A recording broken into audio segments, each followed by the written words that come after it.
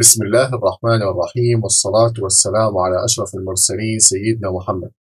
موضوعنا اليوم بدنا نحكي عن السنتر بيج. في البداية بدنا نفهم فكرة السنتر بيج. هدف السنتر بيج إنه تخلي صفحتك دائما في منتصف الشاشة.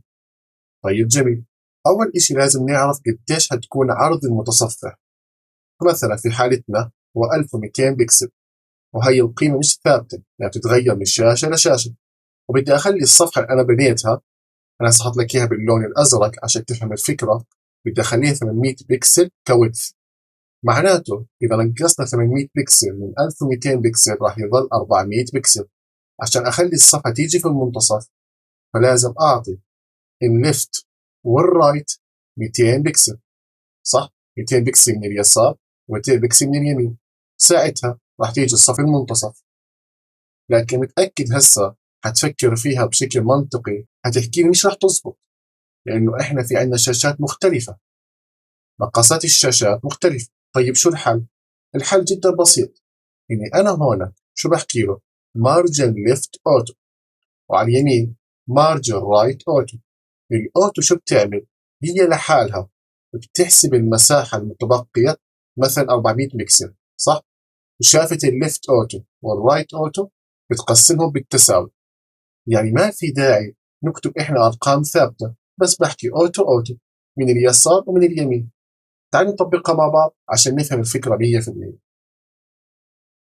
في البداية أنا أنشأت لك هنا فولدر جديد 26 سنتر بيج.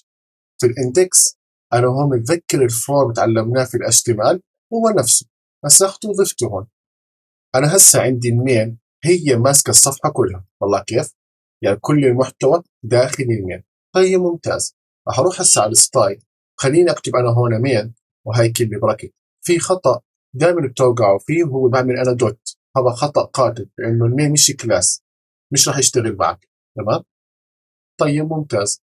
أول إشي راح أحكي له يعني باك جراوند كلر، بدي أحكي له هون هاشتاج FF 40 معناته اللون الأحمر. هتنتبه هسه إنه كل الصفحة صار إيش لونها أحمر. طيب ممتاز. إني أسكر هاي من هون. جميل. بدي أحكي له هسه إنه والله الويدث فقط، خلينا نحكي 1200 بكسل.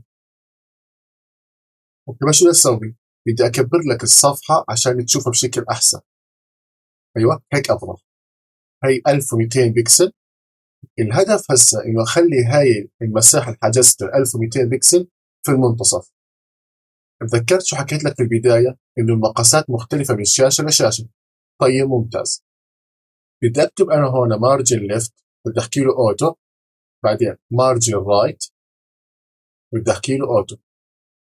سيب وتعال نشوف النتيجة. يا سلام، هي اجت في المنتصف بالضبط.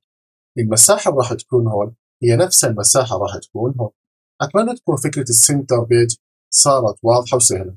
طبعا أكيد منطقيا راح أشيل الباك جراوند كلر، وأخليه مثلا ترانسبيرنت شفاف، أفضل لي كثير. أنا هسه متأكد 100% إنه تصميم صفحتي في المنتصف. آخر نقطة بدي أشرح لك إياها، إني بقدر أختصر المارجن ليفت والمارجن رايت طريقة سهلة. بس بحكي له مارجن أوتو، نفس التصميم ما اختلف ولا أي شيء. أتمنى تكون الفكرة واضحة وسهلة، وبنشوفكم إن شاء الله في المحاضرة القادمة، ويعطيكم العافية.